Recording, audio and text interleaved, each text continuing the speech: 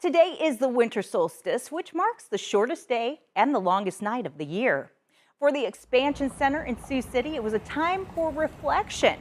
During the center's first winter solstice reflection event, people came on out to learn about the tradition that is celebrated, including some ancient Yule traditions. Jess Nielsen, who led the reflection, says that the practices can be found in a lot of our holiday traditions that we enjoy today. So traditionally, they used to celebrate with what was called the Yule log, which would burn in their fireplace for up to 12 days as they picked massive logs. Families would gather around and they'd tell stories. They'd share events that have happened to them, blessings, letting things go, just coming together as a family.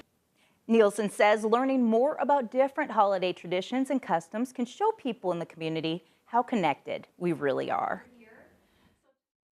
I think that having a nice, broad, kind of sort of a community event is really cool. It allows people to experience something new. It brings people together, and I'm here to show that we are not doing anything of ill intention or anything that could be misconstrued. I want to show that we are here, we are open, and we just love to be a part of the world.